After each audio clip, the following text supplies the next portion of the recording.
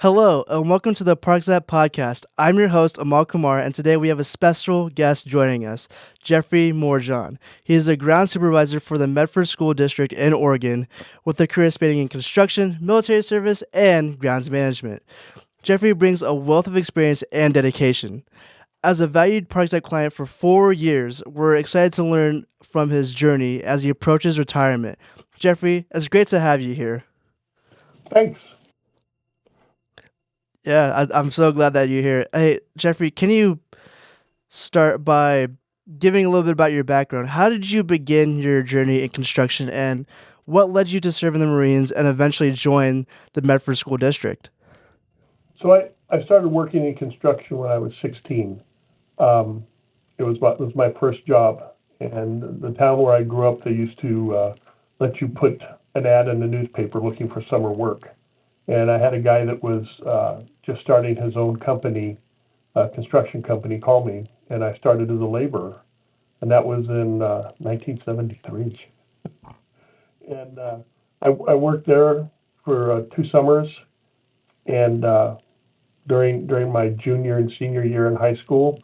And when I got done with that, um, I just felt I needed to do something different. So I looked around. I had a friend that was joining the Marine Corps, and he said, "Come on with me." So in 1974, I joined the Marines, and I I enjoyed it. After boot camp, it was fun. It was just like going to any other job. Uh, I was a generator repairman uh, in the Marine Corps. And when I got done with the Marine Corps, I spent 4 years in the Marines. When I got done, I came back and went back to the person that I had worked for before and asked him if I could have my job back. And he said, sure. So I worked for him uh, probably another 10, 12 years, and then decided that I wanted to move up to Oregon. I wanted a different life for my family than the California life. And moved up here, and I was working in construction up here, and I had three career-ending surgeries. So then I started looking around for other things to do. I drove truck for a little while, and then got on uh, with a local, not the Medford School District, but another close by school district, and then ended up working over into the Medford School District. And I started as a night custodian, and just worked my way up. Yeah, and you mentioned that you enjoyed certain things along the way. Can you be a little specific and tell me what was your journey like along the way? Were there any specific challenges that helped you shape your path or contributed to your growth? I think the biggest challenge that I've had in any of the things that I've done is learning. And I've always wanted to learn not only what I needed to do my job, but the next. So I've always um, taken the time to learn. So as the grounds, when I was got the grounds job, I'm always reading. I'm always asking questions. I'm always finding a person that knows uh, what I should be doing, how to take care of something, how I have a problem. I just it's and that really has been the biggest challenge is is getting the knowledge and the skills to take care of the things the way that the districts want uh, their fields and sites to be taken care of. So, as a ground supervisor, how would you describe your leadership style? Has it evolved over time, especially as you've taken on new challenges? How has that evolved? That's what I want to So know. I would say right now my leadership is more of a collaborative effort where everybody has a say, but I have the final vote. I always want to hear uh, what I have 11 employees. I always want to know what they're doing. They're the people that are doing the work. I can sit here and I can point things out to people and say do it, but if what I'm saying doesn't translate into something that's doable out for them out in the field, we're not getting anything done. Um, but as the person with the final vote that has the final say and is being held accountable, I always want to know what everybody's doing. When I started out, it was more of a I'm the boss and I told you to, so just go out and do it. And over the years, that works once in a while, but having a collaborative thing where everybody gets to have a say, and or maybe not so much a say, but it's able to put in some input on what they're doing and what works and what doesn't work, and then grow grow their positions, grow their skills, their knowledge in what they're doing, and they feel like they're more of a part of a team, which they should and they are. Um, Excuse me. They respond that way, and it makes them a better employee for the district. Yeah, it's over time you learn a lot how to better You other people besides you can yourself.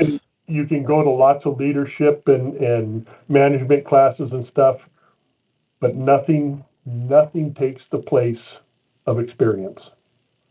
And you can repeat a lot of things that you learn. You can repeat all the buzzwords and all the things that they tell you, and nothing takes the place of experience of actually doing it, and facing the challenges of trying to get people to do things that maybe they don't want to do, or getting them to change how they're doing things because we have a better, easier way to do it, but you're pushing somebody outside of their comfort zone to do something. You know, I've been doing this for 20 years and this is the way I do it. Yeah, but it's a little bit better. The world has grown in 20 years, so try it my way, and to get them to do that without offending them at the same time. That's so awesome. And then with that, there are strengths. And I wonder, what are some strengths that you feel have been crucial to your leadership approach and managing the district's grounds team? I think my biggest strength is my willingness to listen to what people are saying, and if there are problems, going out and finding the answer, not just kind of shoving it over in the corner because I don't want to deal with it. You bring a problem to me, we deal with it right then, and we take care of it, and we don't wait for later. I think that has kept me going. Sometimes a little bit of a bull in a china shop effect, because people want to, you know, let's discuss it, and sometimes discussion is good, and sometimes we're just going to go out and we're going to solve the problem, and get back to doing what we do normally. So, how has working with ParkZapp in particular helped you innovate your role? Are there any specific tools or practices that have made a significant impact? All of ParkZapp has changed how we take care of our playgrounds. Um, all of our people that we have inspectors have all been through the certified playground safety inspector uh, certification classes. So to have a program that is so much of a part of the information and the curriculum that they use in those classes, it makes sense because you can look at one thing and you can open the books that they give you when you go through that, and you see the ParkZapp material and you see that they work together, and it's able to bring it together. And to me, having safe playgrounds where we're providing these playgrounds for our children in the Medford School District to play on, keeping them safe, and so we're having safe children. So having a tool like ParkZapp that is really very easy to use, and it lays out the inspections and it lays out the information and the stuff that you need to do. The guys that use it for me all like it because it's a very simple, straightforward way for them to go out and do the inspections of our playgrounds. So, when planning for Medford School District grounds, do you typically focus on long term goals, like 5 to 10 year visions, or do you find it more effective to tackle it in a shorter term, like quarterly objectives? the directions that I receive from my manager and our director is we try to focus on long term. We're an established school district. All of our sites. We don't have any new sites, so it's not like. So we go around and we look at is how can we make site improvements? How can we make our sites? One of the tasks that I've been given is we want to plant more trees. My director is like, 30 years from now, we want people to sit down and look at the Medford School District and go, wow, 20 years ago, 30 years ago, they started planting trees. And now we have these beautiful park-like settings where our kids are going to school. It does make a difference. The outside appearance of our schools, I've noticed that when we are able to, and we've been in and out with COVID and stuff, getting employees having a full crew and then having, I think one time we were down to 4 people, and we weren't taking care of things. We were doing everything that we could. No, excuse me. Um, when the sites are clean and everything looks like somebody's loving it, the parents notice it, the staff and students notice it, and the attitude of the people coming into the building is completely different than if you pull up and it's just kind of a ratty looking. Parents look at this thing, it's like, my kids are going to school here. No, when they walk up and they see the bushes are trimmed, the grass is mowed, everything looks like it's welcoming their students. It's just makes things much easier for everybody. I agree 100%. And I feel like appearance matters everywhere, not just.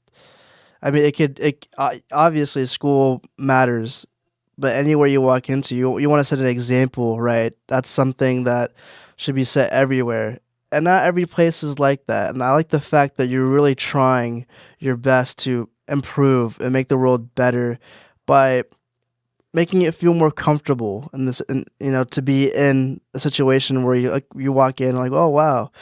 I remember I don't know if I mentioned to you, but part of the reason why ParkZapp got started was because my brother got hurt many years ago. He's like 10 years older than me, so I think it was before I was born. And my mom came up with the idea later on to start ParkZapp to make safer communities in general.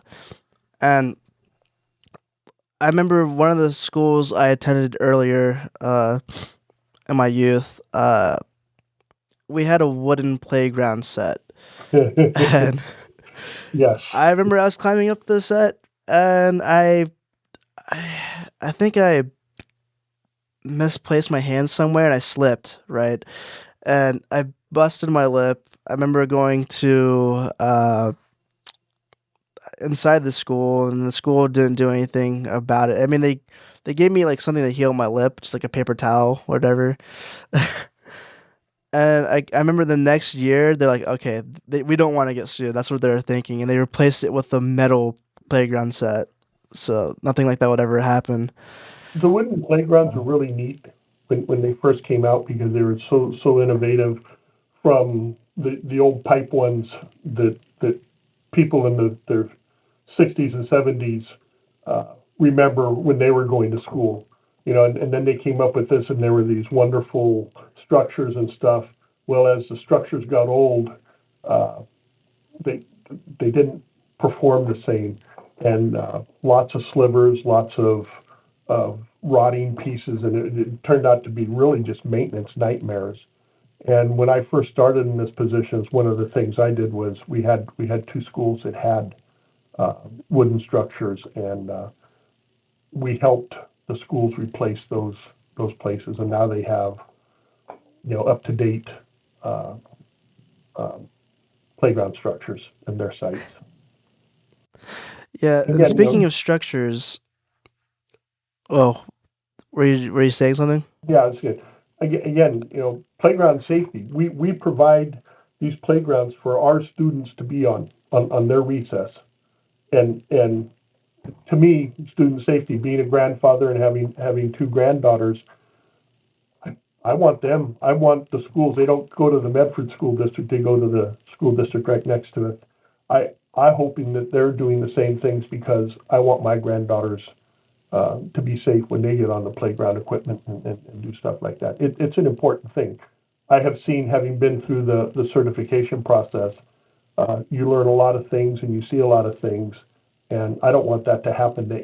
While I have the strength and the power to make the changes and to keep things safe, I want to make sure that our playgrounds are as safe as we can possibly do it for every child that's in the district.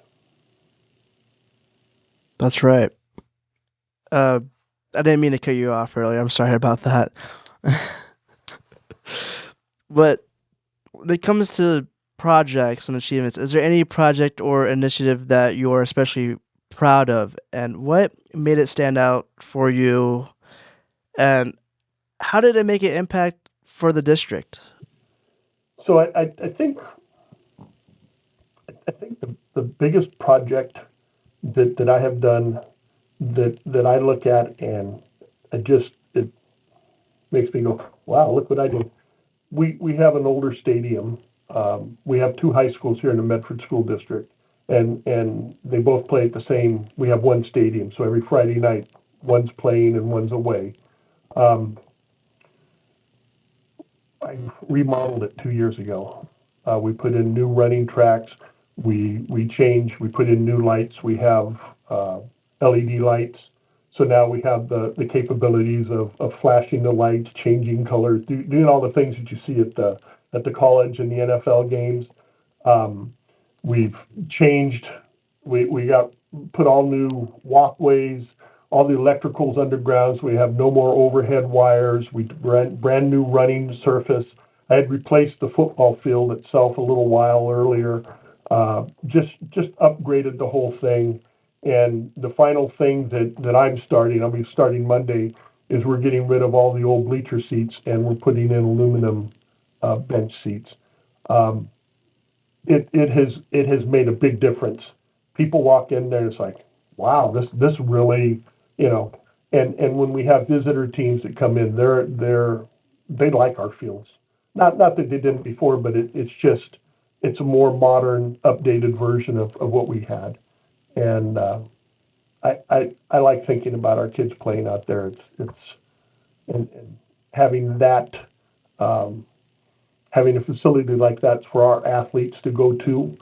Um, I always considered one of my jobs, or as part of my job, is to make sure that we have the best updated facilities when given the money or given the task of updating things like that, making sure that we're getting the best, the most, so our kids have um, that feeling of, wow, we have this sharp place to play at. And not only that, I feel like there's a more refreshing feeling that you get when you walk onto a new court or a new field or something that's updated. I Oh remember yeah, in my yeah, oh yeah, I remember in my high school back in the day, which is like a few years ago. Uh, we I remember practicing like on this court, and then they updated it like the next summer, like my sophomore year. Yeah, my sophomore year, and I was like, wow, the wax they got re-waxed, and then like redid the flooring a little bit. It was pretty cool, and it's always a new feeling. You feel rejuvenated. That's something that yeah. I The, like. the thing that's always amazed me is the students know. You may think that they don't realize that the students know, and when you change things, they just have a different attitude about what they're doing, and their play, their whole the whole part of their experience, which is, when the kids in sports in high school, that's part of a high school experience for them. It just becomes better, you know. So, Jeffrey, can you tell me what lessons have you learned from your career that might be valuable for others in similar roles? The biggest lesson that I have learned is always be open to change. That's the only constant in the world, is there's always change. And if you're open to it and you're open to listening to people and to new ideas, you can do anything you want. I mean, honestly, you listen to people talk and you hear things that are interesting to you, take it, go with it. This age of the internet, if you can't find it on the internet and you can't find and start growing your knowledge and your skill set and finding out where to go and how to go and who's going to help you, you're not putting anything into your life. The people today, you have such a wealth of information available to you. I mean, I've talked to and emailed people all over the world asking about what they're doing, just just because I wanted to know. So it's just, if you're not being successful and you're not getting someplace, it's because you're not putting much into yourself. And everybody's valuable. Go out and be good to yourself. Use the tools that are here, and let's make yourself. There's just too much out there to not be successful. Yeah. I'd like to talk about your hobbies. I remember we talked about this earlier with our preparation meeting. You mentioned that you like gardening. So, Oh yeah, how has your passion for gardening? Sorry, let me rephrase that. Your passion for gardening ties beautifully into your work. yes. How has your or how has this hobby influenced your approach and I, I maintaining? How does that tie into maintaining the district grounds? Sorry, I'm a little choppy. I have no, my you're good. throat. I want every school in our district to look like my garden does at home.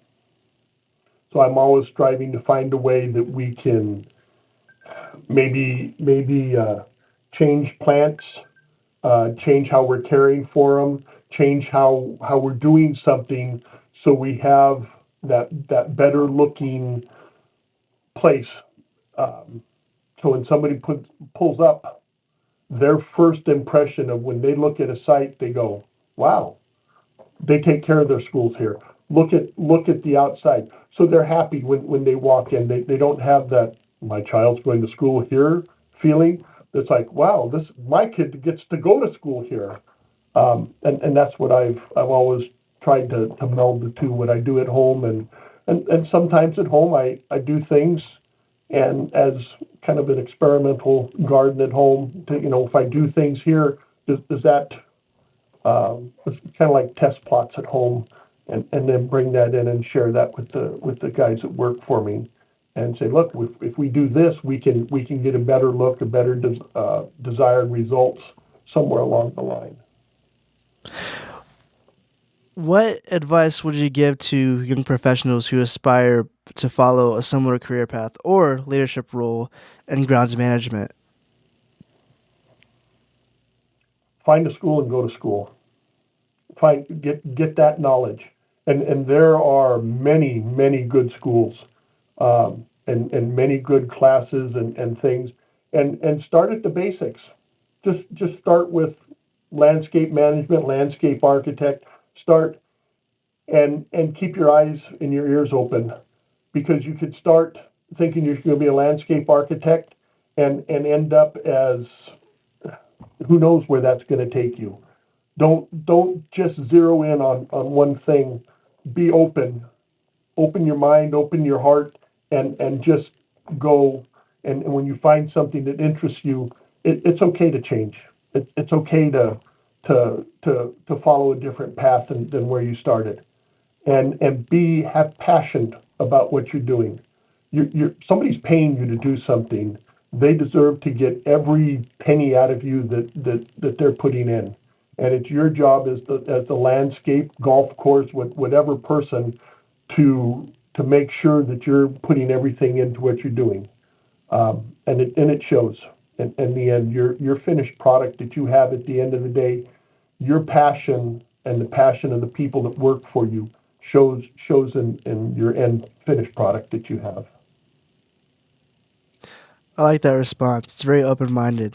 Today you've given me a lot of sorry. I've been fighting this cold for a while. You've given me a lot of valuable information, and I really enjoy talking to you. Just like everybody I've had on this podcast, you are amazing. And Jeffrey, thank you so much for sharing your insights and reflections today with us and me, you, like the listeners out there. As you prepare uh, for your new chapter of retirement, um, what are you most looking forward to? Can you tell me? Yeah, not working. Being able to wake up in the morning and have a whole day in front of me where I get to do me. You know, we have a vacation home up in Washington that we want to spend more time at. My wife is a native Hawaiian, and she would like to go to Hawaii more often, which I have no problem doing. I have I have in-laws there. We have all kinds of friends there. Um, so it's, just having a different lifestyle, I guess, is what I'm looking forward to. Um, and then not having so much responsibility that I have to watch over so much stuff. Just being able to relax more and put more into me. And that may sound a little selfish, but you know, put a little bit more into me and my life and making sure and washing over into my daughters and daughter and my granddaughters, doing what I can do to help them out in their world and make their world a better place too. I know they're already thinking that I'm going to become their groundskeeper at their house. Yeah, So I you wouldn't mind doing that, would you? We'll see. I've got a couple of months before spring starts, so I can think about what I want to do. But more than likely, they're going to win. With a little bit of their mom's help pushing on me. It's like they really need you. Okay. yeah. I can't be a groundskeeper and pull up to somebody's house that's related to me and go, "It's all right," but really, you should be. So maybe I have to lead by example again. Well, retirement seems like fun to me. I have years to go until then. But my dad, he's enjoying it. He's retired. He retired about a year ago now. It's insane to think about. A year passed by already. Uh, but is there anything else you'd like to say? Like anything positive? Because you've been positive so far. I just want to know if there's anything else. It just everybody that listens to this, look at what you're doing, make sure it's what you want to do, and go out and be positive about what you're doing. I mean, you have the freedom to change and make yourself better. If you don't like the job that you're doing, find something else. Go out and be happy with what you're doing. Um, my dad worked, and he said, "You know what made my job so easy?" He goes, "I liked what I do. I never regretted." And in the 40 years that he worked, he goes, I never regretted getting up in the morning and going to work. And if you don't have that feeling, go out and find it. Again, you have the internet. God, you can find anything you want on the internet. And there's schooling, there's online classes, it's just everything. Go out and be the best you that you can be. It's there. It's just waiting for you to get it. Jeffrey, that's a great message. And yeah, thank you. I appreciate you for being on this ParkZapp podcast presented by Zamorins Solutions. Again, uh, the fact that you took your time to be on this podcast, share what you have to say, give valuable information, and giving great details about your experience, it means a lot to me, us, everyone, actually. Yeah. So You're thank welcome. you again. It's fun. It's fun. So, All right, Jeffrey. Well, take care and thank you again. we'll see you later. All See right. ya. Bye bye.